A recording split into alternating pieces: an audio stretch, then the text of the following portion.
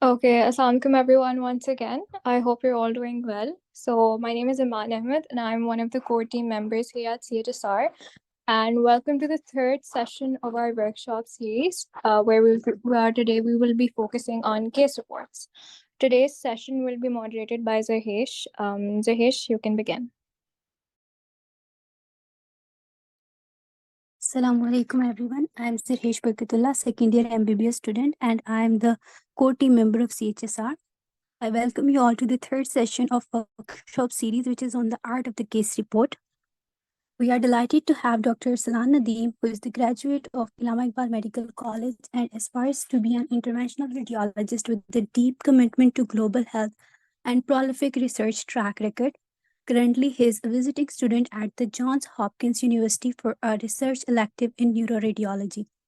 Dr. Arsalan showcases his leadership prowess as the president and founder of AIMC Radiology and AIMC HGL Research Society. He has held several key leadership roles in national and international organizations, including IFMSA, INCIAN, and GEIGS, and currently represents the EMBOS as their official ambassador. His interests span radiology, global health, and technology, fueled by his belief that success is not final and failure is not fatal. It's the courage to continue that counts. Dr. Arsalan's recent clinical elective at the UAB Vascular and Interventional Radiology Department and his role as Pakistan's sole representative in the AMEE Conference 2023 Student Task Force in Glasgow, UK, reflect his global contributions. He is also a member of 6 international radiological societies and the visionary behind the Radiological Students Association of Pakistan, a unique platform for Pakistan's budding radiologists. Over to you, Dr. Arsalan.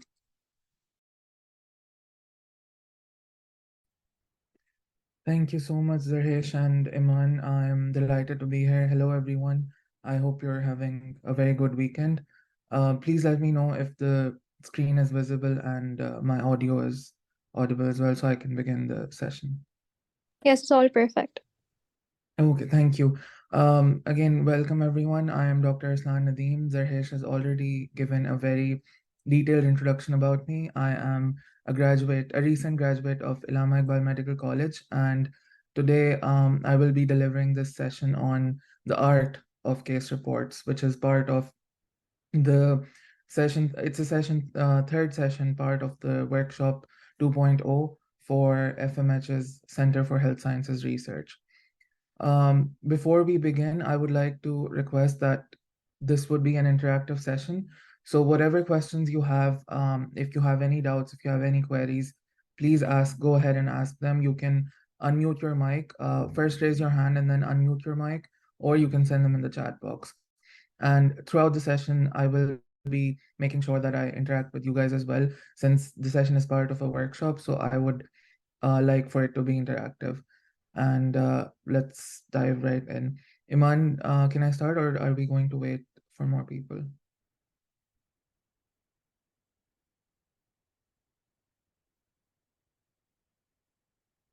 Iman, No, are we you can there? start. Okay, okay. All right.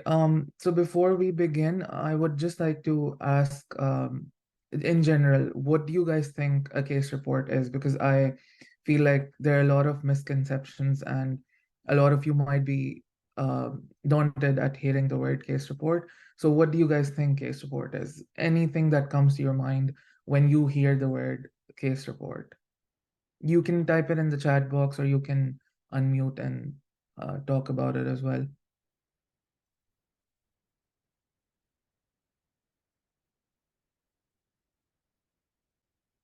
All right. So there was an answer: a rare case description, a description of a unique patient. Okay, guys, I want all of you to participate. So please, you can, if you want, you can write it in the chat box, but make sure that you participate.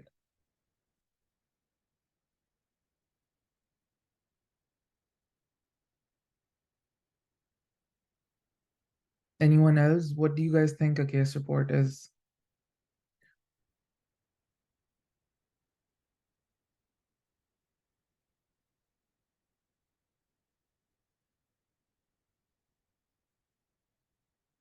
All right. So if we talk about the literal definition of a case report, it's basically a detailed and comprehensive narrative that describes a unique or interesting clinical case. It commonly includes elements such as patient history, clinical findings, diagnosis, treatment, and outcomes. If I were to talk about one of the most interesting and most famous case reports ever in the history of medicine. And this is also something very interesting, which I found out recently, was a crucial case report that was written by doctors from the University of California and the Cedars Mount Sinai Hospital in Los Angeles. It was published in 1981, and it is basically a publication that was part of the Morbidity and Mortality Weekly Report from the Center for Disease Control in the United States. This case report basically was describing a case that ended up having something known as Kaposi's sarcoma, which eventually was because of HIV and AIDS. And this was the first publication that was ever recorded to be the first case of AIDS.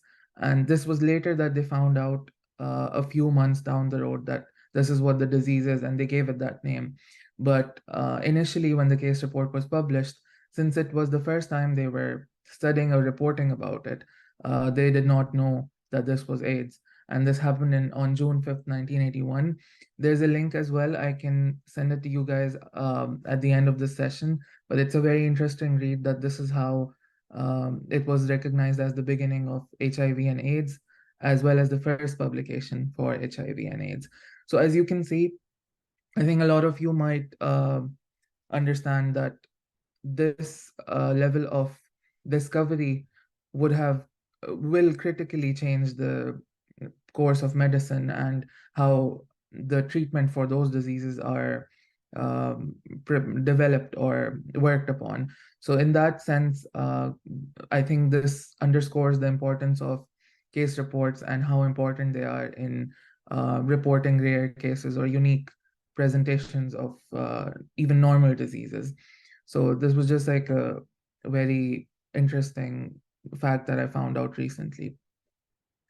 If we talk about why case reports are important, I think the previous slide was very self-descriptive about this question, since um, if such cases were not reported or are not reported even now, we will not be able to figure out such diseases which are life-threatening or which require extensive research and studying to make sure that we're able to provide the best level of care to patients. So I think that example, and there are many more examples probably in literature for other diseases as well that today are very common, but back then they were not even discovered, and there must have been some point where it was started as a case report maybe. So I think that underscores the importance. But apart from that, according to you, what do you think are important? What do you think? Why do you think case reports are important apart from this reason that I just mentioned?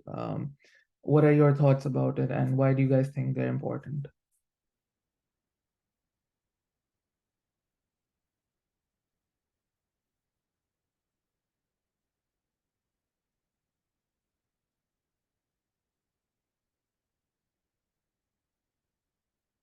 All right, so to highlight treatment methods used so other physicians can use them, let others know about rare ways a disease can present, okay, so that we do not miss the rare clinical findings of a disease, for reporting statistics of new conditions, providing a unique set of symptoms and signs. Okay, so very good answers.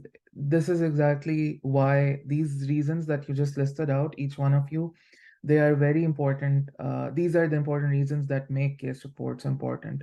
So all of the answers were fitting for this question. I think now you guys finally realize why case reports are such important type of publications.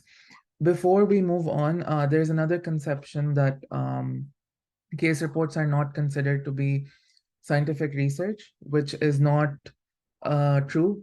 Guys, I'm very sorry for the background noise. I'm basically in an area where there will be background noises like these, so I'm sorry for that in advance. Anyway, so there are misconceptions that case reports are not considered to be publications within scientific research, but I would like to make sure that all of you do not fall into that misconception.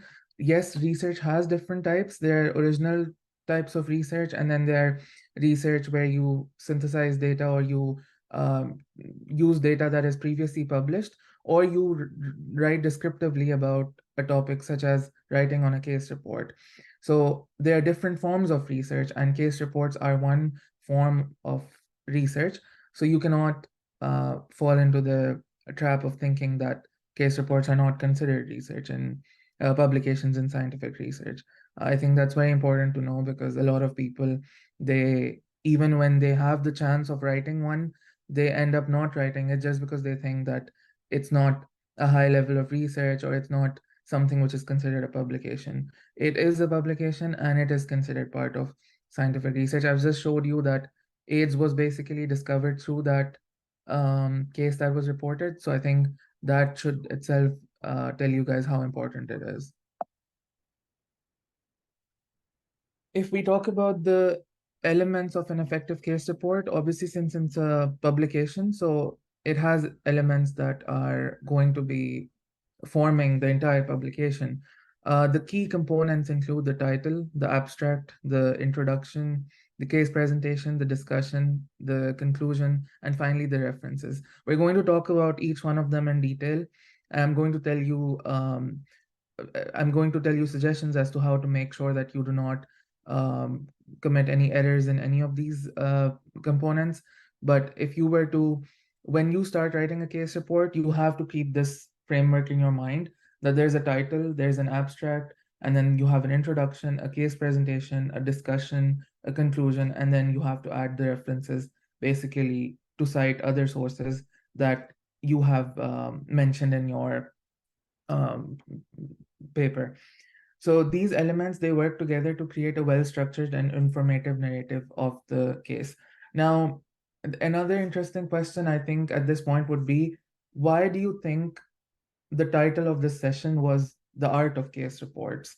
Why wasn't it something like case reports and the numbers that are associated with it, or the data analysis of case reports, or something like that? Why do you think specifically the word the art of case reports was used? What do you guys think? I want to hear your thoughts.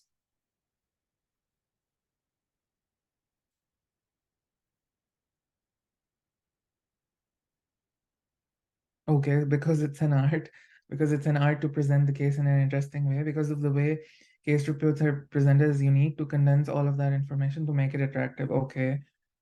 What about the rest of you guys? Please participate and tell me what you why do you think this session was titled The Art of Case Reports? Specifically, why the word art? Depends on how you present your specific finding or specific treatment. Okay. So again, very close answers, but what I was basically trying to tell you is that the way case reports are written, um, it is basically an art. The way you write the case report, that in itself is an art, because over the past few years, and since I've started working on case reports, it wasn't like I faced all approvals. It wasn't like all of the papers that I submitted or all of the case reports I submitted were approved. There were rejections as well. So I think over time I figured out that it's not more about this research itself. It's about the way you present your case and the way you make sure it's coherent, the way you make sure it flows, the way you write the paper, the language of the paper. I think all of those elements, that is why using the word art is very appropriate, because there's a certain way and there's a certain style, and you guys will realize that now when I show you a sample as well during this session, that presenting your findings or presenting your writing in a certain way is basically what case report is. Because anyone can go to a hospital and open a patient's file, or if it's an electronic medical record, they can access the record of that patient. and everything's going to be in front of them. So why do you think someone would go through all that trouble to prepare such a thorough manuscript and submit it and then call it a published case report? That's because the case report is basically a way of presenting your case in a way that's very informative, and it's very well structured, and it creates a narrative that entices the reader that's reading it. It basically makes it interesting for the reader. So I think going forward, we're going to discuss these things, but I just wanted to put it out there that it's basically art. So if other researchers, they involve data analysis and technical things and numbers and all of that, that is what they involve, and that is what they're primarily about. But if I had to talk about what case reports are primarily, it is about how you write it, how you present, and how well structured your manuscript is. But again, another misconception that comes in this part is that people think that, okay, we're not good at writing, or we do not have the literary skills, or we do not have the ability to form such manuscripts. But trust me, that's one of the biggest misconceptions that most people have. And when they put pen to paper, or let's say these days you work digitally, when you start typing it out, words will start coming to your mind, and it does not have to be very fancy language. Just because you're writing a case report, it does not mean that you have to search for the most difficult words and then write the manuscript. That is not true. You can use simple language. It just needs to be well structured, and it just needs to flow well together. It shouldn't look like everything is disconnected. It's basically about how you connect things. So you don't have to worry about whether you are very proficient in English, or whether you have a degree in English literature. None of that is required. All that is required is for you to patiently write the things out in an orderly manner, and make sure you review it and then make changes to make sure that it is well structured and it is well connected. We're going to discuss each part, and you're going to figure out how you're going to make things flow in a very smooth manner, and that will make sure that your case report is published. So the first element of an effective case report that we're going to talk about is the title and the abstract. A lot of times I've seen titles that are completely unrelated to the manuscript. If you're doing that, that is obviously going to get your manuscript a rejection, because the title should be about what the case is on, right? So you can't be writing a very generic title. It needs to be specific, and it needs to be specific to your case. It should be concise, it should be descriptive, and most importantly, it should be captivating. I think the entire case report, not just the title or the abstract, it should be the entire case report or the entire manuscript should be captivating. And that is one of the most crucial things that you can do to make your reader interested. Basically, if your reader gets interested into reading your case report, that means you've succeeded. And that is why, because the first impression, as we all know, is the most important, even in real life. So I think the same applies to case reports here, that what you write in the title is basically going to be the first impression, and it needs to be captivating, and it needs to be something that provides readers with an immediate understanding of what the case is going to be about. And then the second part, or the second element with the title, is the abstract, which summarizes the entire case report, including the findings or the conclusions and the implications. Now, a lot of times in abstracts, people just focus on one thing. They only focus on the investigations. They don't talk about the treatment that was done, or the follow-up that was done, or they don't talk about what will be the implications of having this case report published in medical literature. So you can't just focus on one thing, because an abstract is a summary, and a summary is not going to be only one part of your, it's not going to be about one part of your manuscript. It should be about all the parts, right? So that is why you need to make sure that even though an abstract should only be one paragraph maximum, and around 80 to 100 words usually, but you have to figure out a way of summarizing all of what you've written into the entire manuscript in the abstract. And usually another tip is that abstracts are written at the end of your case report writing. So once you've written out all the other parts, then you focus on the abstract, because then you can summarize the information. Do not make the mistake of writing the abstract first and then not knowing what to include because you don't even have a manuscript in place, right? So you just have to make sure that you keep these in mind. The next element for an effective case report is the introduction. This serves as the starting point for the case report. Now, a lot of the elements that we are discussing in this session, they are going to vary from journal to journal. We are going to talk about this in detail as well in the upcoming slides, but what you need to know is that every journal, because obviously there are journals that accept case reports, right? There are some journals that don't accept case reports, so don't waste your time with them. But the ones that do accept case reports, they have different requirements in each journal. So let's say some journals, they might not ask you to write an introduction. It might not be mandatory. Or some journals might not ask you to write an abstract, and they might just do it themselves, or they might have key points that they want you to mention and not write it in the form of a paragraph. So a lot of times you have to make sure that when you're publishing, before you submit your case report, you need to go to the journal's website, and there's a section called Guide for Authors where you're going to check what do they require in the case report. And that is how you're going to structure your case report according to the requirements of the journal. Now, I do realize that before you work on the case report, it's a bit difficult to decide on the journal. But what you have to do is you can keep in mind a list of 4 or 5 journals that would potentially be interested in having your case report and publishing it, and then see their requirements and make sure that all the common requirements are fulfilled first. And then the remaining requirements, let's say a journal has specific requirements, you can do that accordingly when you're submitting the manuscript.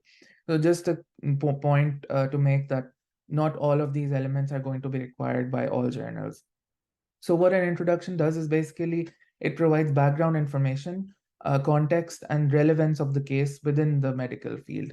So let's say you're talking about a rare case on cardiomyopathy, a rare form of cardiomyopathy, and it's a case report. So you're first going to talk about the background information as to what cardiomyopathies are, just briefly, what cardiomyopathies are and what is the impact of that disease on the general population, some statistics, and how is this case, the case that you are presenting, which is a rare case of a cardiomyopathy, how is it going to be relevant within medicine, and how is it going to impact the field of medicine? So you have to make sure that you craft an engaging introduction, and you have to draw readers in. Again, if you note the common highlight between a lot of the things I've said until now and in these slides, it's that you have to grab the reader's attention.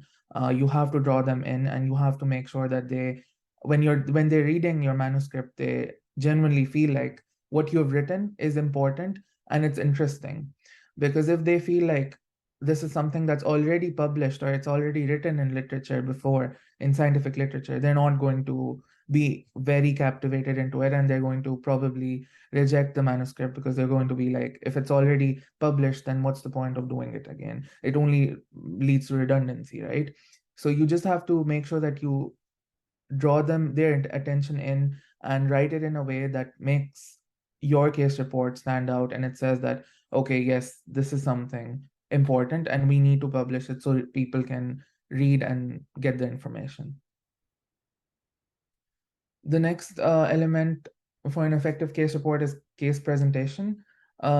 This is the part where you start writing about the entire history of the case, the presenting illness, the signs and symptoms that the patient presented with, or the primary complaint, and then what did you do?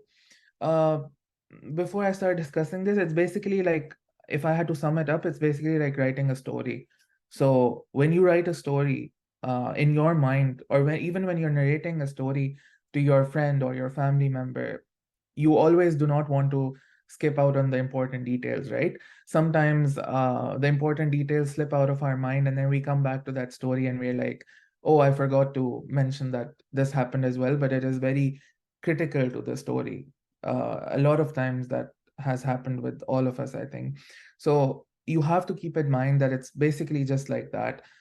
You have to write it in a sequential manner. The advantage that you have here when you're writing a case report compared to when you're talking to a friend or a family member is that when you talk to a friend or a family member, once you've said something, you can't change that, and then you have to come back and add it as an addendum that, okay, I forgot this, so I'm going to mention and I'm going to tell them that it's important.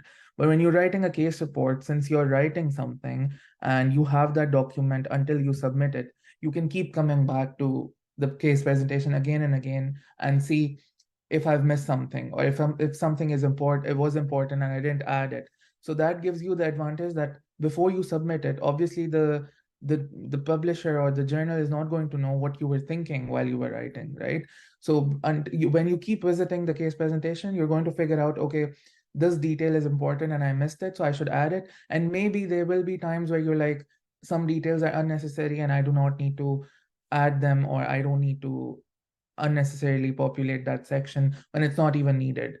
So this is basically what a case presentation is, that you start with in a very orderly sequence and you keep going until the end of the patient's case for that specific disease. Let's say in the end there was follow-up, or in unfortunate cases if the patient had died, you can even mention about that, and basically even the treatment plans and whatever sort of follow-up, and even how the patient is doing right now after all the interventions that were done for that patient.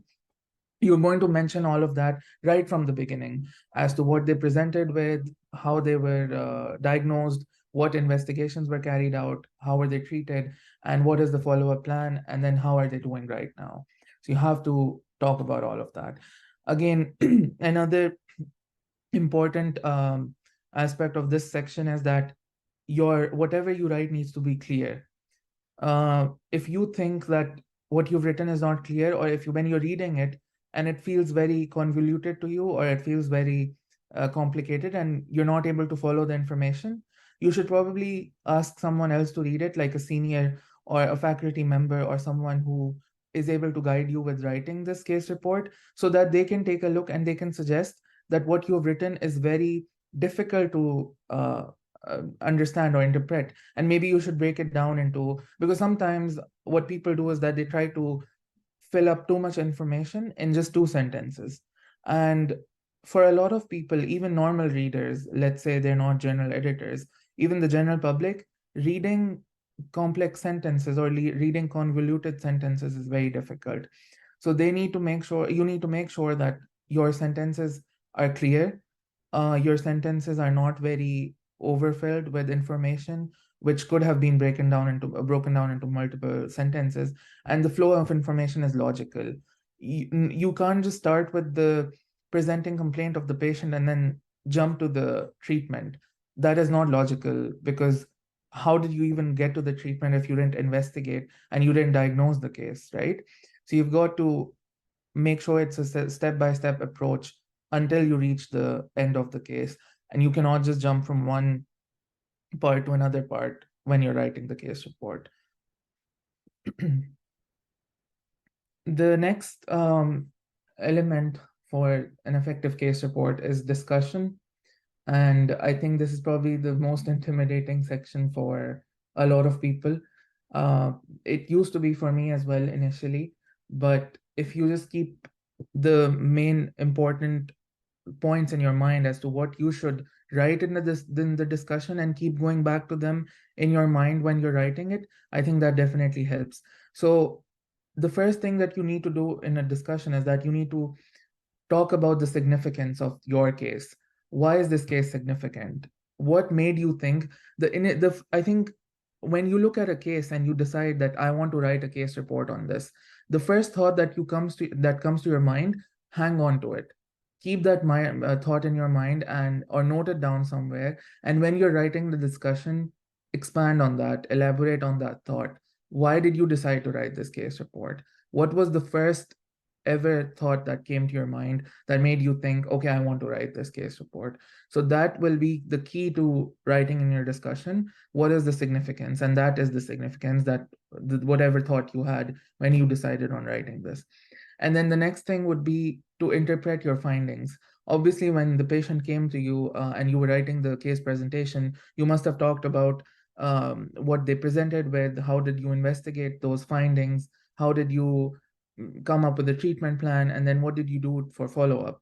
So all of that needs to be interpreted and then explained. In the case presentation, please do not make the mistake of trying to interpret your findings. In fact, in most cases, do not even try to write about the diagnosis in your case presentation, because until and unless you have ruled out everything else, you cannot make a final diagnosis in your case presentation. And usually, if you do that, it is one of the reasons why case reports are rejected. So, in your case presentation, you're only going to write what you saw or what you noticed.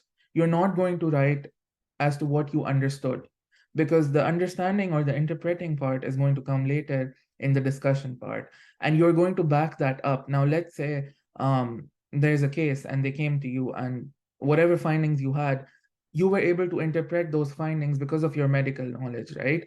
Or even if you're not a doctor right now, if you're a medical student, you might be aware of many diseases, and sometimes when you look at the case presentation, you're like, okay, these symptoms and these signs are leading me to diagnose it as this. But what you don't realize is that the journal is not going to take your word for it. If you're a medical student, they don't care what you're thinking or what you're interpreting, right? They need something which is backed by they need something which is backed by scientific evidence, right? So that is the part where your references come in. When you are interpreting findings and you're writing something that this is the interpretation, or this is what I think it should be, you have to make sure that you add references from other studies, that these are the studies that were having so and so facts that were written in those studies, and that is why I think this is the most probable interpretation of this finding, right? So you can't just write it on your own. You have to make sure that you back it up with the the references that you're searching for in medical literature. Sometimes what happens is that in case reports, your case might be a very rare presentation or a different presentation compared to what has been reported before in scientific literature. Let's say that there's a case of a hypothetical example. A patient with cardiomyopathy presents with elevated cardiac troponin levels, but you've not seen that before in any that hasn't not you but that hasn't been reported in any scientific literature article before, right? So what you're going to do is that you're going to mention the fact that when I reviewed articles, or when we reviewed articles for literature for this study, we were unable to find any significant paper that would mention that cardiomyopathy is associated with increased cardiac troponin levels. And you're going to reference a few papers that talk about the fact that in cardiomyopathy, there are no increases in cardiac troponin levels. And then you're going to write that this is something which was unique or interesting in our case. So we think that it's a rare presentation of this disease. That is how the editor or the journal is going to be accepting of what you have written. If you do not back it with evidence, or if you do not compare your findings or your interpretation with previously published literature, they are not going to take your word for it. So you have to make sure you do this in the discussion. Uh, Another very important part is that you have to address limitations honestly and transparently within this section. If there were any limitations or any problems that you faced, let's say I'm going to show you an example of a case report I wrote, and it's going to make this point very clear.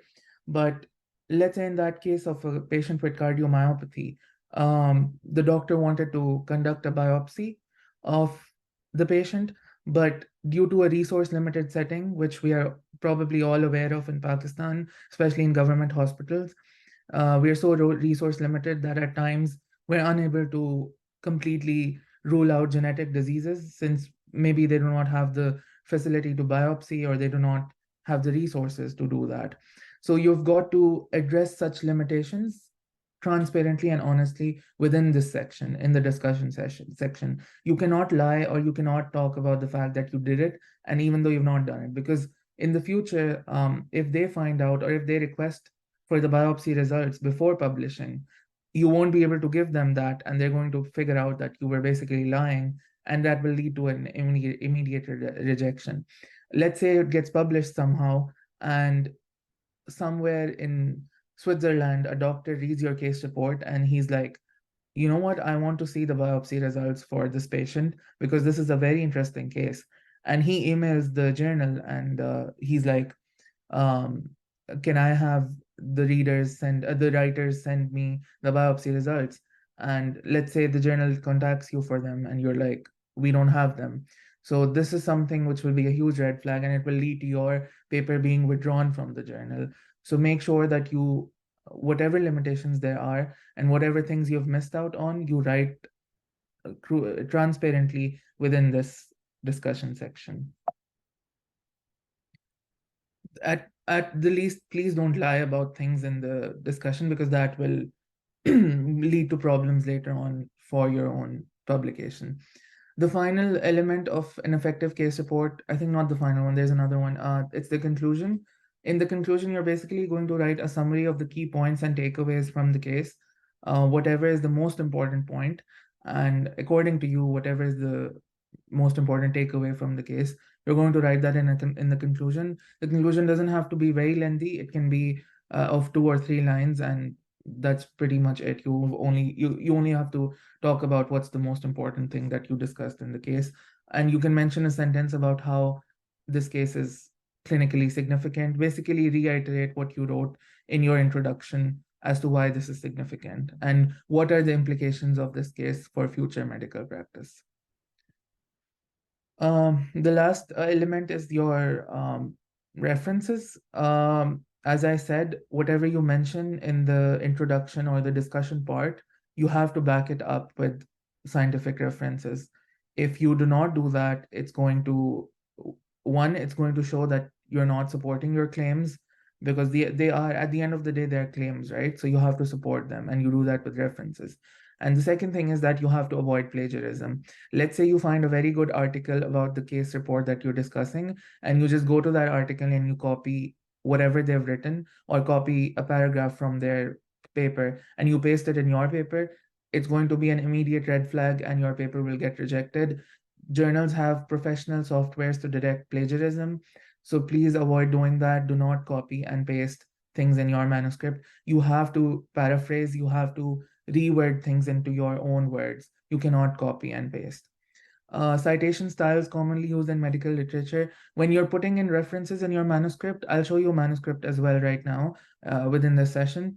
So you have to make sure that the common formats are used, or if you have checked the guide for authors of the journal, they're probably going to mention which format they prefer.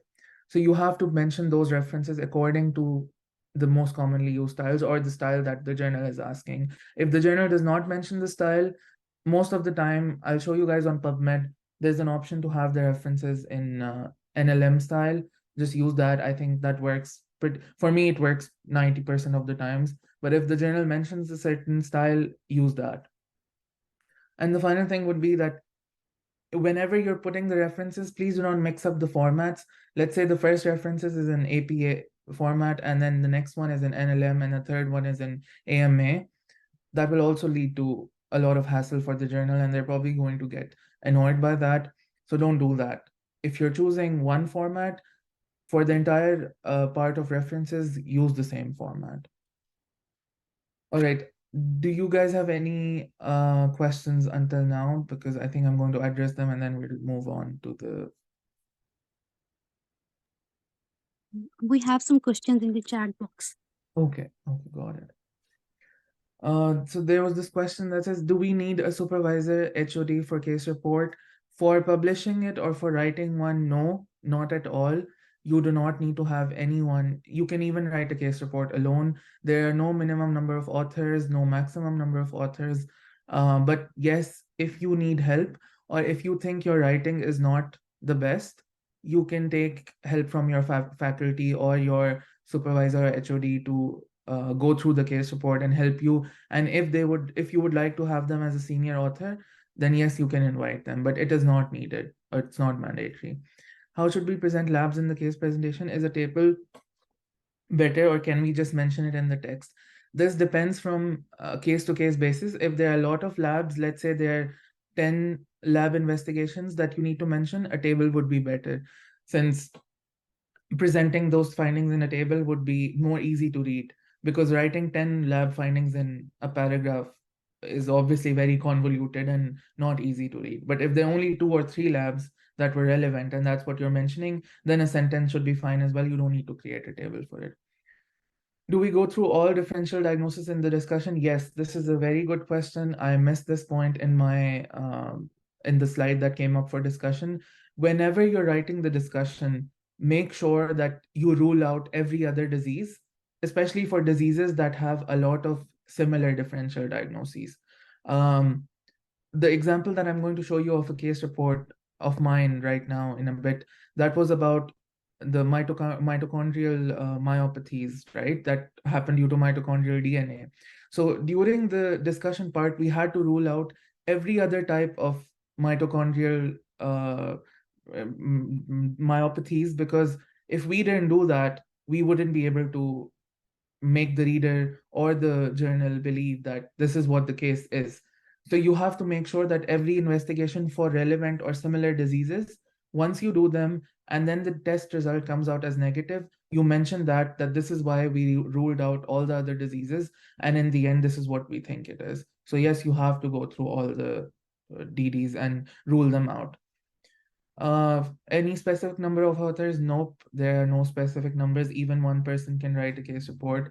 Do we need an IRB approval for a case report? Again, this is a very common question. No, you do not need any sort of approval for a case report. The only approval you need is the patient's approval. You just have to ask them, give them an informed consent, take an informed consent from them, and that can be through a discussion, that can be through a normal paper that they sign. Usually, until now, the case reports that I have submitted to journals, they have not asked for any documentation to prove that I took the informed consent from the patient. But just to be on the safe side, take the informed consent and that's it. If they ever ask you for the documentation, you can submit that, a picture of that to the journal. Word limitation for case report, this is heavily dependent on the journal. It depends on the journal's guide for authors page. They will usually mention that case reports are not going to exceed a certain limit, but sometimes they do not mention. If they don't mention it, that means you do not have a word limit. Usually I've seen around 900 to 1500 words, usually in most journals, but I've seen it go up to 2000 as well. So it depends again. Most of the final year students have an urge to write reports for publications on cases they encounter in routine wards. Please do extensive literature research before taking up a case to report. Exactly, this is a very good point. Not all cases are going to be publishable as case reports, guys. There are 2 forms of cases that I have summed it up to make sure that they can be potential case reports. The first one is if it's a very rare disease.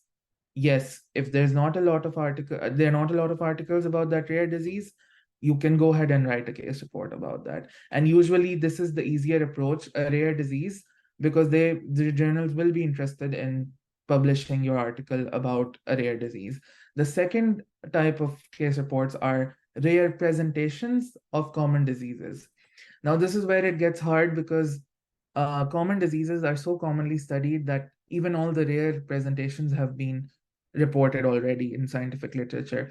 But what you need to make sure is that you go through case reports or case studies or other articles of the common disease, and you check if the presentations that you encountered, the rare presentation, are those talked about before in literature or not. If they are not talked about, then this route is also acceptable. You can write a case report on that. But usually the easier approach would be to find a rare patient with a rare disease.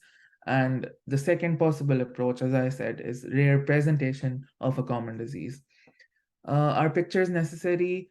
Not always. If the case report is self-explanatory, you do not need pictures. But again, if there are investigations, for example, such as radiographs or ECGs, or even a picture of their eyes in cases of ophthalmoplegia, yes, the pictures would definitely help the case report. Another question about, do all case reports require IRB approval? No, as I said, they don't require IRB approval. If the biopsy results are not accessible for a case report of carcinoma, but the diagnosis is written and chemo has been started, what to do then, as we won't be able to provide biopsy report? Dr. Kenise Fatma, I will show you an example in this session, and that will clear up all your doubt about this question. If a case was initially misdiagnosed, should we mention such information? Yes, this is again very important. Whatever was done with the patient, whether you took them to Africa to test their blood, you have to mention it because they want to know the whole story and what happened. Do we have to attach the relevant investigations? Not the physical or the pictures, but you have to document them within the case presentation. You have to write about the values of the investigations or the results of those investigations. And if you want, for example, for radiology reports, you can attach the images that will make sure that the reader will know, yes, they conducted the investigation. But usually for lab results, the values are fine. All right. Moving on. So the next important thing to discuss is writing and structuring your case report. As I mentioned in the beginning of this session, one of the most important things is that your writing and the way you present your case report will be the key to getting it published. I think more important than anything else. The first element is clarity and conciseness. I mentioned this before as well, but you do not have to use the most fancy words. If anything, it only gives a bad impression and it makes it more difficult to read, and they're probably going to reject it because of that. So use plain language and avoid unnecessary jargon. Please do not write short forms. For example, if you're talking about, let's say there's a disease called Kern-Sayre syndrome, and you want to abbreviate into KSS, make sure you mention the full form at least somewhere in the manuscript and then start using the short form. Because if you just write KSS since the beginning, no one's going to know what KSS is. So do not fall into this trap of writing short forms. It even goes to say for other things as well, not just for diseases, but for commonly used abbreviations in medical literature. First, make sure you document the full form, and then later in other parts of the manuscript, after that first point, you can use the short form. But make sure you expand your abbreviations at least once in the entire manuscript. Explain complex medical terms or concepts when they are used. So some things are a given in medicine. You might know them since your first year of medical school, but some things are complex, right? And not everyone might be aware of them. So you have to make sure that you explain those. But this is a very gray area. Don't go around explaining the most common things, and also don't ignore the most complex things. You have to strike a balance according to what you think or what your co-authors think, or maybe if you reviewed it with faculty, what they think, that is this complex enough to be explained, or is this very simple and you don't need to explain it. So you have to reach a balance in that area and then decide whether you should explain it or not. You have to structure the paragraph logically. I've mentioned this before. Each paragraph should address a specific aspect of the case.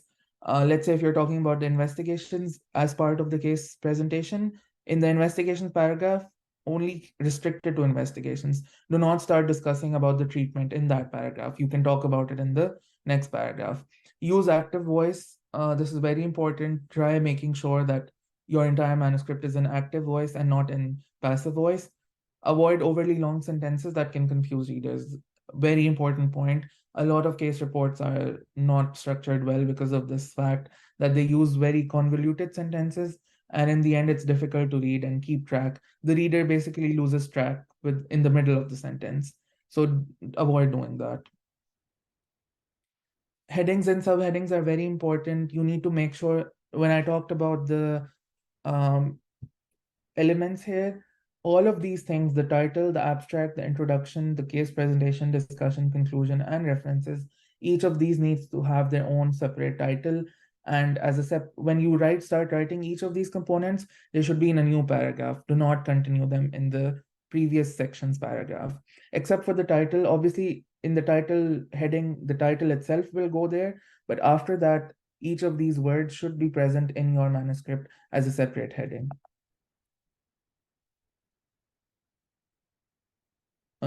And then this helps to break down the case report into manageable sections, and clear headings will also help your readers navigate the report and find information easily. Logical flow, we've been discussing about this since the beginning. Maintain a logical flow of information. Each section should naturally lead to the next. Obviously, it's a very given thing that once you talk about the investigations, the next paragraph will talk about the treatment, right?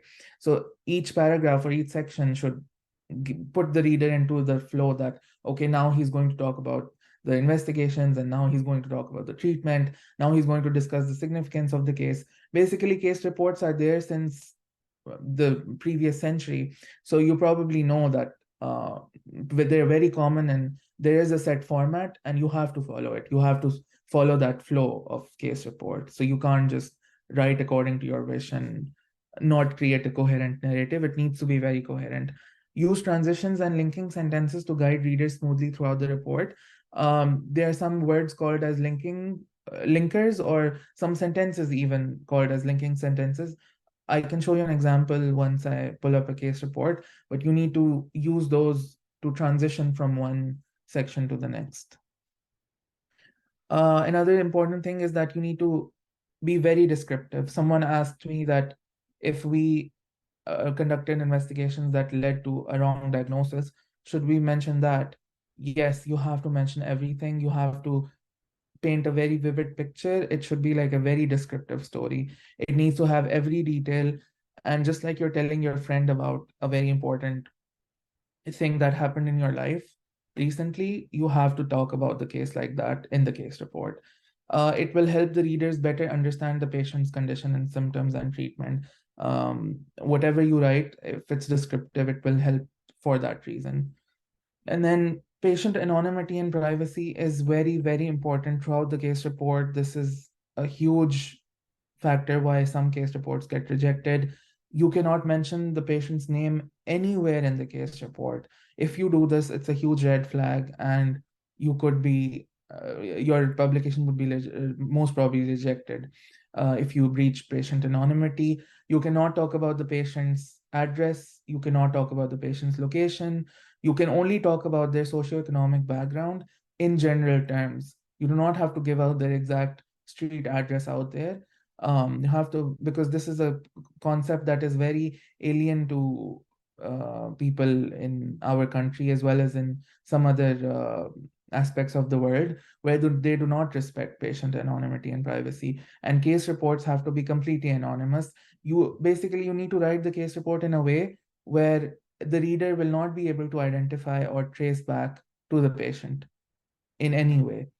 So you need to use pseudonyms or patient identifiers to protect confidentiality. And as I said, an informed consent should be taken. You do not need IRB approval, but you need to sit with the patient and talk to them that you might use the data that they have collected through their case to publish a case report. And if they're okay with it, you will explain that none of their personal details will be revealed and it will be completely anonymous. And if they agree, you will get them to sign the document, whatever you've prepared for the informed consent, and that is when you get informed consent. If they do not agree, then I would suggest do not aim to publish this case report, because later during the line, down the line, if they somehow get to know that this case report was published and it was about them, it could be a matter of dispute for you. So avoid doing that if they do not give you consent. Another important part when you're writing and structuring is that you need to review and revise. As I said, when we're narrating a story to someone, we do not have the advantage of coming back and making changes.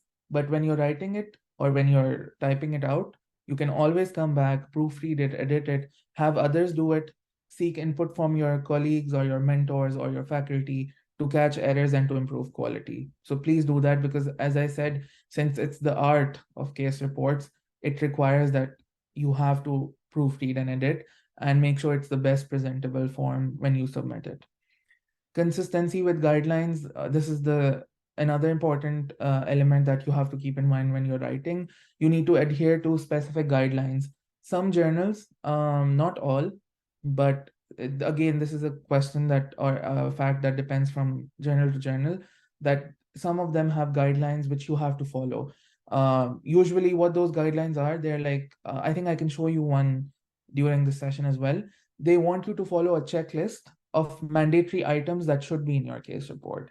So only if select journals are going to ask you to follow those guidelines, but if you're planning to submit in a journal which requires you to follow those guidelines, you have to follow them and make sure that your case report is aligned with those guidelines. So that is something which you'll have to check when you're trying to submit. When it comes to the peer review process and the publication itself, one very important aspect is that you need to select the right journal. If your disease is about, let's say, a cardiac disease, and if your case report is about a cardiac disease and you're submitting it into a neurological journal, they will reject it. 90% or 100% of the time, they're going to reject it because their main reason for rejection would be that this case report does not align with the scope of our journal. So you've got to make sure that you go to the journal's website and read what that journal is about.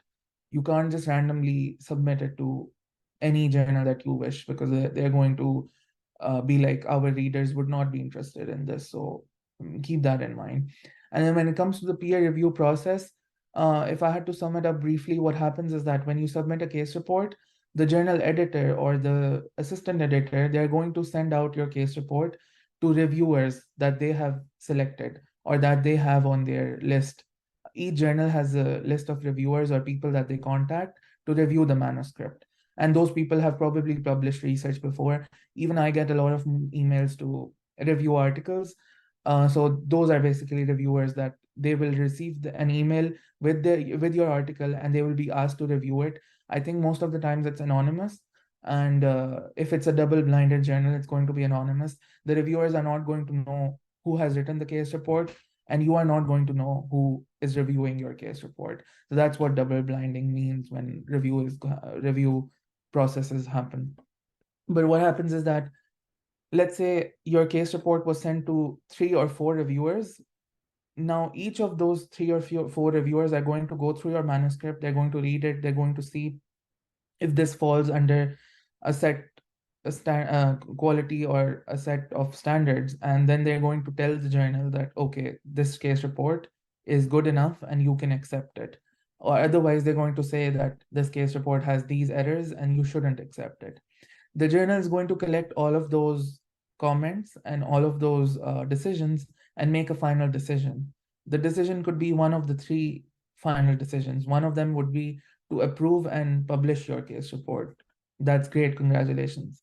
The second outcome could be ask the authors to revise the case report. So if you get that, that's still going to be published one day, but for now you will have to make changes to the case report and address whatever comments the journal has told you that these are the errors that you have to fix. And the third outcome would be that they would reject it. Usually it's either because of the quality of the case report or because they would say that this does not fall in line with the scope of our journal. So you need to make sure that whatever you submit is relevant to the journal. Otherwise, mostly it gets rejected by the journal. Some of the most common mistakes in case reports include providing incomplete patient histories or failing to conduct thorough analysis. What it means by thorough analysis is that you have not considered all the differential diagnoses for the case before you publish the case report. Because if you don't do that, it means you're just assuming that this person has this disease and you've not ruled out the other diseases, right? So you have to make sure you do not miss out on any details. This is also a tie-in with another question I got, that should we mention about the misdiagnoses? Yes, you have to. You have to write about the entire history of the patient. And then you have to have ethical considerations again. If you do not maintain patient anonymity or privacy, and if you do not obtain consent, informed consent, it will again be a huge pitfall for your case report.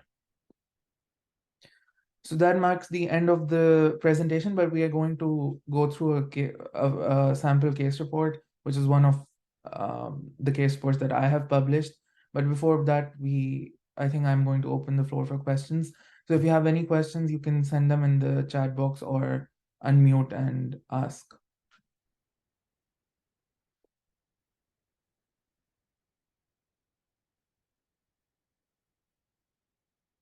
So there was a question about, can we write about the hospital where patient appeared and the city or town the patient belongs to?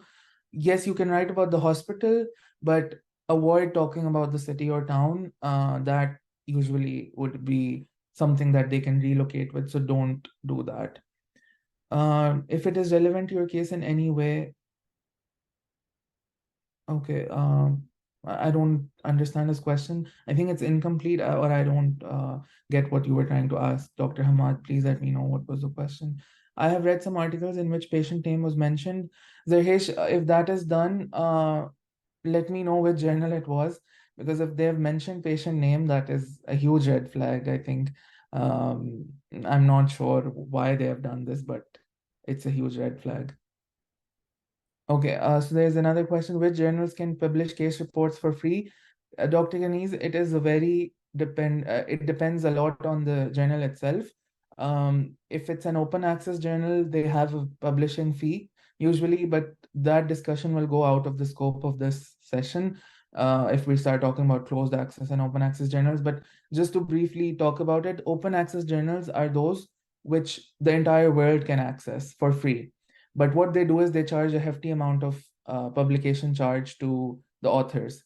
So if you want the whole world to read your case report, you can publish it in an open access journal, but you'll have to pay a huge sum of money. And at times, from low middle income countries, they offer waivers for publishing in open access journals. But again, it depends from journal to journal. But usually, they do not allow you to publish for free in open access journals. Closed access journals, the world cannot access them. The world will have to pay a subscription fee for that journal, but the author can publish for free. So if it's a closed access journal, you should check that out. And most likely, you will be able to publish for free. I do not have the names of exact journals, but you can check. There are databases and sheets online which list out journals that are closed access and open access. Is it compulsory to attach the investigations? As I said, you don't have to attach the PDF or the papers of the reports. You can write about the lab values in your case presentation. The case report that I'm going to show you right now, it will make it more clear as to how you can write about them. So let's view a sample case report. So this is a case report that I published. I basically submitted it last year, but it was published in March 2023 this year. It's a very rare disease. It's titled as Kern-Sire syndrome. And this disease, I think to date in medical literature, only 200 plus cases, or I think less than 500 cases. My best estimate would be less than 500 cases have been reported since the discovery of this disease. It's a very unfortunate disease. It's basically a mitochondrial DNA deletion syndrome, and it's rare and it's progressive, and there's no good treatment that has been discovered for it until now. A bit of a backstory would be that since this case presented at Jinnah Hospital, it was basically a very resource limited setting in Lahore, and we did not have the resources. We did not have access to all the resources and the facilities that we needed to rule out everything. But the way we presented the case and then we addressed our limitations, that made that probably made the journal realize that this is something which is publishable. So I think that is something you should keep in mind.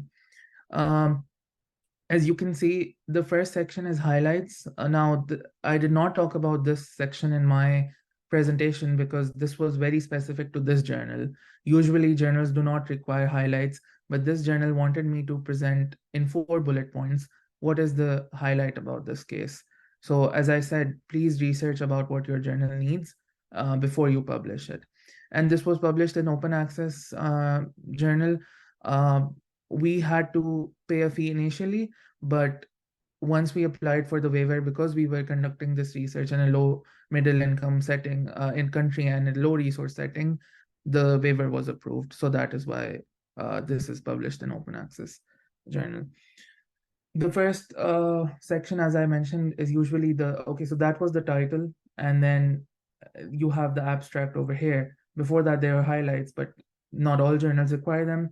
In the abstract, as I said, you summarize whatever you found out in the uh, case report, and then you talk about why this case is important for medical literature. The introduction needs to be very captivating. You need to make sure that the introduction basically entices the reader, and it makes the reader more interested in going through the case, because usually introduction is where the people realize, or the reader realizes, whether they're going to continue reading it or not. So if it's interesting, if it catches their attention, they're going to sit through and read through your case report. One thing I forgot to mention is that when you're mentioning about the case presentation, you do not need to write any references. If you notice, the introduction has 3 references. That is because we were stating facts and we had to back those facts up with references. But in case presentation, the section of the case presentation, you're not backing up any facts, you're not mentioning any facts, you're just writing how the patient came to you and what she presented with. That's all you have to write about. So you do not need any references in the case presentation part. So this patient, she initially presented to the emergency department, and she had a lot of symptoms, which included muscle wasting, fatigability of her proximal muscles of her limbs, the bilateral restriction of extraocular muscle movements. She had ophthalmoplegia as well, and she had an inferior infarct as well, which was discovered on ECG. It's going to be shown below. She had a lot of other symptoms, but a list of possible diagnoses were made based on her signs and symptoms, and those were then ruled out through our tests. And then we also conducted her bilateral fundoscopy, which revealed salt and pepper-like retinopathy. So basically, Kearns-Sayre syndrome is a triad of things. It includes cardiac conduction defects, the age, and it includes ophthalmoplegia. Those things, if they are occurring in a triad, they're basically a Kearns-Sayre syndrome. But again, they're also associated other symptoms, and we checked that as well. So she was positive for them, and that is how we were able to rule out the other diseases. We reported a picture of her eyes for ophthalmoplegia. We had to crop it out to avoid breaching patient privacy, and we took her permission for reporting this picture. So this was asked from the patient because we did not want to report it without her permission. This was the fundoscopy that was done, and this is the ECG, where there was an inferior infarct and a left anterior fascicular block along with sinus tachycardia. The medical ward team then did elaborative testing to check for other possible diseases that might be related to this, such as Pancoast tumor or thymoma or even myasthenia gravis.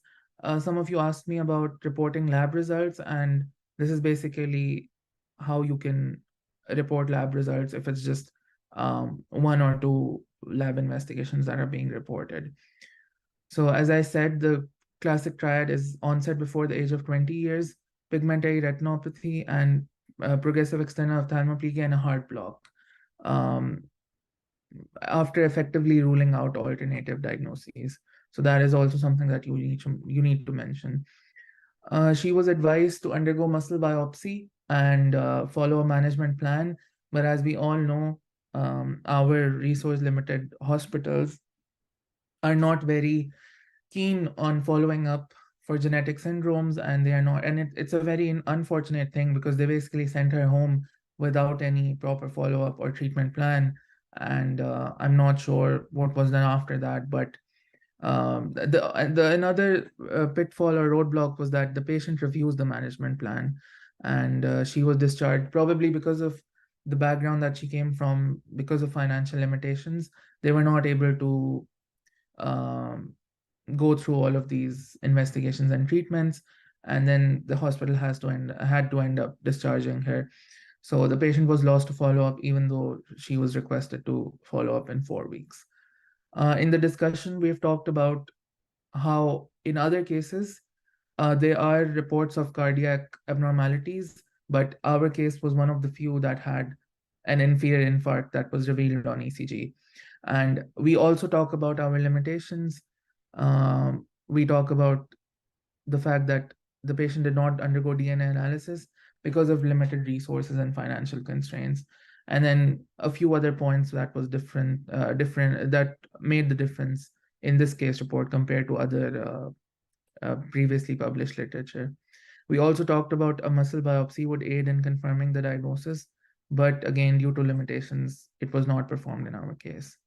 And then we talk about how the diagnosis was made primarily by confirming the clinical triad and by carefully ruling out other conditions. In the end, you have to write a statement saying that informed consent was taken from the patient for publication of this case. So this is something that you have to mention in your manuscript. So this is basically what a case report looks like, and I think is going to answer a lot of the questions that you guys had. Okay, so there are a few questions. If we are doing a case report and literature review of same topic, what should we do for it? Zunaira, I don't understand the question. Can you please elaborate? Amar, you said that we won't mention our finding in the case study, but you mentioned KSS finding. So can you explain that point? Amar, we did not just mention KSS. Let me just show you. So when we started writing the case presentation, we wrote a list of possible diagnoses was made, which we talked about myasthenia gravis, multiple sclerosis, Horner syndrome, and oculomotor nerve compression or ischemia. So we just didn't talk about one disease. We talked about a list of possible diagnoses. So no one is telling you that you can't talk about this.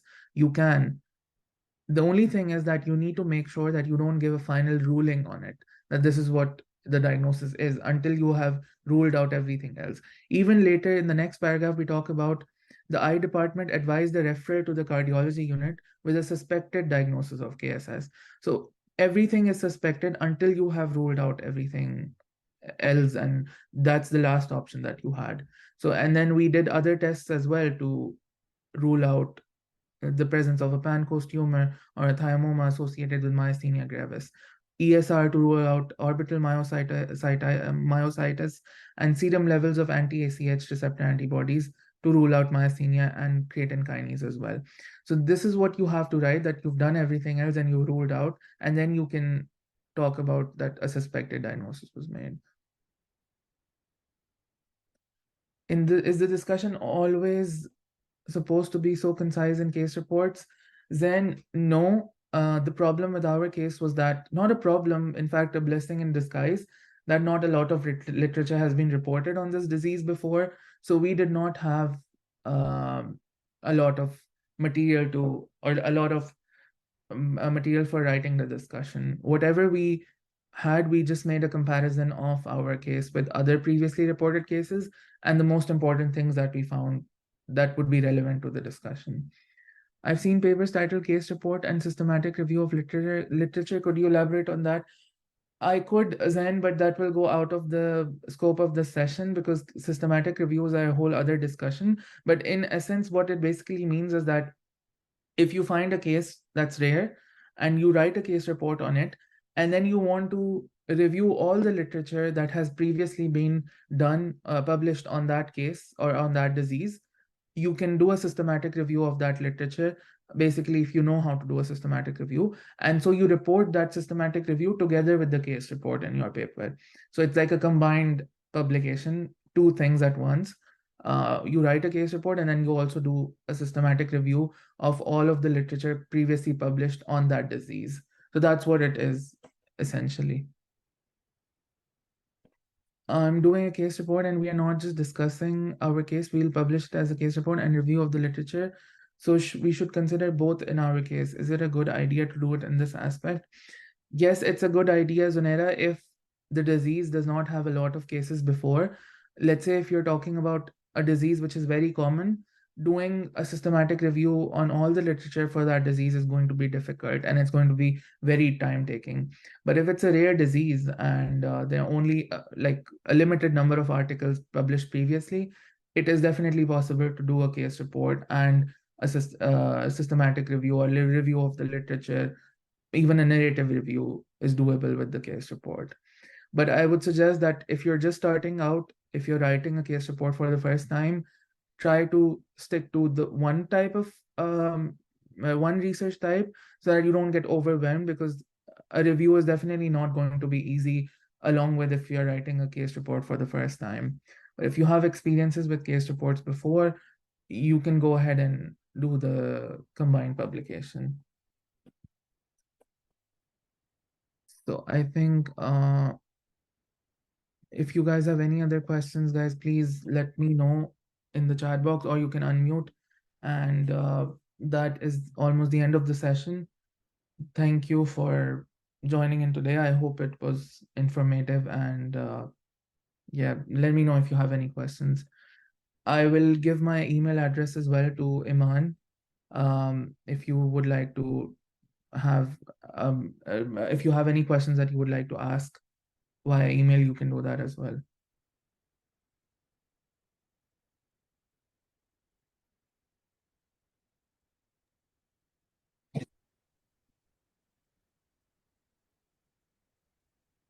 I would like to thank you, Dr. Arsalan. Your expertise and guidance made it very truly valuable experience for all of us, and I'm sure everyone has learned something from today's session. We appreciate that you took out time from your busy schedule.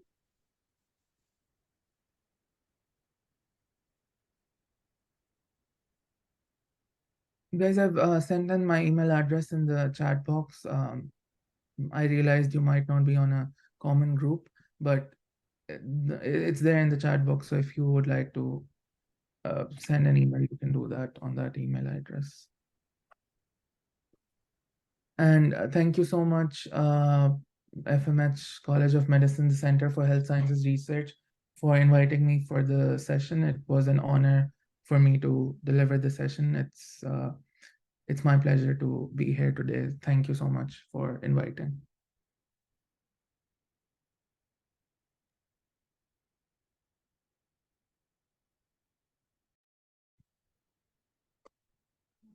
Thank you, sir. It was an amazing session, and I hope everyone has learned something from today's session.